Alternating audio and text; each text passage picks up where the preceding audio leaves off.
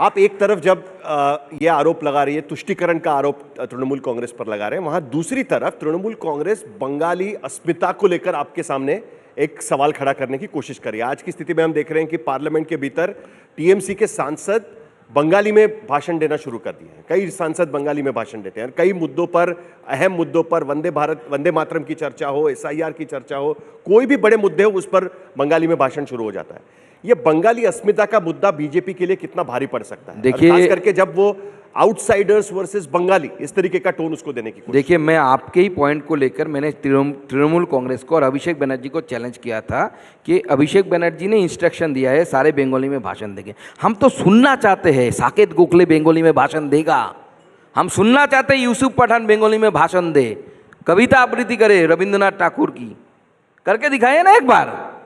ममता बनर्जी जैसा शातिर पॉलिटिशियन बांग्ला निजेर मेये के ही चाय, मतलब बांगाली अस्मिता के साथ उन्होंने 21 का रिजल्ट इसके इलेक्शन जीत लिया।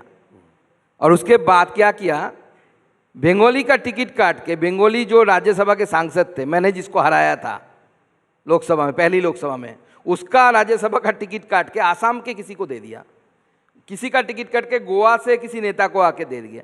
साकेत गोखले बांग्ला में कब आवृत्ति करेंगे?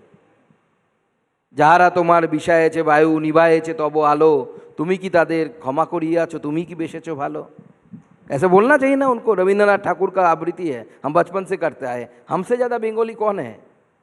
बीजेपी एक ऐसा राजनीतिक दल है जिसके गुजरात के भी पार्टी ऑफिस में आप जाएंगे तो एक बंगाली का फोटो रहेगा, वो डॉक्टर श्यामा प्रसाद मुखर्जी। उनसे बड़ा बंगाली कोई है? लेकिन वही उसी लेगेसी को तृणमूल कांग्रेस यहाँ पर चैलेंज कर रही है। वो कह रही है कि भाई ये तो इनकी पार्टी तो कोई और चलाता है, यहाँ पर बंगाली आइडेंटिटी उनकी है ही नहीं। पार्टी बंगाल में हम लोग चलाते हैं, हम लोग चलाते हैं, हम लोग चलाते हैं बंगाली में, बांग्ला में, वेस्ट बंगाल में हम लोग पार्टी चलाते हैं। ममता बनर्जी ये बंगाली अस्मिता दिखाने के लिए है उनको। देखिए, आप अगर किसी चीज़ पे विश्वास करते हैं ना तो आपकी निजी जीवन में उसकी झलक आनी चाहिए। हम मातृभाषा में एडुकेशन की वकालत करते हैं। मेरी बेटी जो छोटी वाली बेटी है वो बांग्ला में ही पढ़ती है। ममता बनर्जी की फैमिली में कौन अभी बांग्ला में पढ़ती है, बांग्ला मीडियम स्कूल में पढ़ती है? दिखाने के लिए बोलिए, दिखाने के लिए बोलिए ना, उनके फैमिली में कौन बांग्ला मीडियम स्कूल में पढ़ती है? मेरी बेटी शिशु मंदिर जाती है, बांग्ला में पढ़ती है। मेरी बड़ी बेटी भी प्राइमरी एडुकेशन बांग्ला में ली है। लेकिन राष्ट्रीय पार्टीज को काउंटर करने के लिए रीजनल पार्टीज कई बार जो भाषिक अस्मिता है या रीजनल अस्मिता है उसका इस्तेमाल किया जाता है। महाराष्ट्र में होता है, तमिलनाडु में होता है, कर्नाटक में होता है, बंगाल में भी उस तरीके से उसका इस्तेमाल होता है। और उड़ीसा में भी बीजेपी ने सवाल उठाए थे जब पांडियन, जिनको मददगार बनाया गया था या पॉलिटिकल हेयर बनाया गया था नवीन पटनायक का, तब की उड़ीसा अस्मिता का सवाल उठाया गया था। तो कई बार ये चैलेंजिंग होता है नेशनल पार्टी को इस रीजनल अस्मिता को काउंटर करने में। देखिए, आप उस चीज को कैसे काउंटर करें? देखिए, हम आज ममता बनर्जी अपने आप को प्रोजेक्ट करती है बंगाली अस्मिता के रूप में, आप उसको कैसे चैलेंज करेंगे? देखिए, बंगाली अस्मिता के प्रोजेक्ट में जो ममता बनर्जी लगी हुई है, बंगाल की हालत तो ममता बनर्जी क्यों सुधारती नहीं? आज बंगाल से कितने लोग बाहर के स्टेटों में जा रहे हैं। आप बाध्य कर रहे हैं बंगाली को जाके साउथ इंडिया में जाके डोसा इडली खाने के लिए। शौक से नहीं खा रहा है, माछ भात नहीं मिलता ना वहाँ पे। गुजरात में जाके काम कर रहे हैं, कहाँ मिले? अब बंगाली को आप डिप्राइव कर रहे हैं कल्चर से, बंगाली कल्चर से। 70 से 80 लाख लोग सरकारी हिसाब से बंगाल से बाहर जाके माइग्रेंट लेबर के रूप से काम कर रहे हैं। आपने इकोनॉमी का क्या हाल कर दिया? जब 1960 में हम पूरे देश की इकोनॉमी में 10.56% देते, 10.5% हमारा कंट्रीब्यूशन था, आज आप 5% में ला दिए। पहले लेफ्ट, उसके बाद ममता। आपने टाटा को, जब जिसको सब आरती करके बुलाते हैं कि आप इन्वेस्ट करो, आप टाटा को झाटा मार के पश्चिम बंगाल से निकाल दें। कोई नहीं आ रहा है, जो गुजरात गए, गुजरात चले गए। तो ये हालत बंगाल की बना दी। बंगाली अस्मिता रहा कहाँ?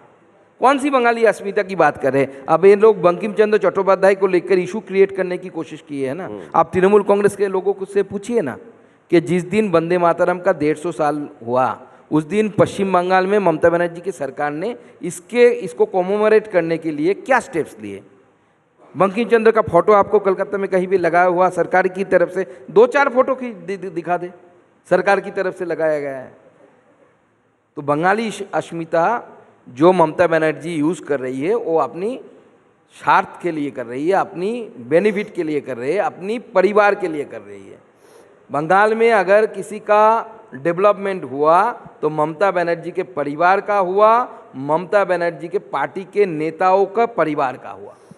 सुकांतु जी, आपने पार्लियामेंट का सेशन चल रहा है, उस वक्त आप यहाँ पर आए और हमसे आपने बीजेपी की बंगाल की रणनीति एक तरीके से शेयर की। अभी तक चुनाव तो की प्रक्रिया तो शुरू होनी है, फरवरी में जब फाइनल लिस्ट आएगी उसके बाद आगे की चीज़ आएगी, लेकिन आखिर में अगर एक लाइन में अगर आप जवाब दे पाए, आज की स्थिति में आप बीजेपी को कहाँ देखते हैं?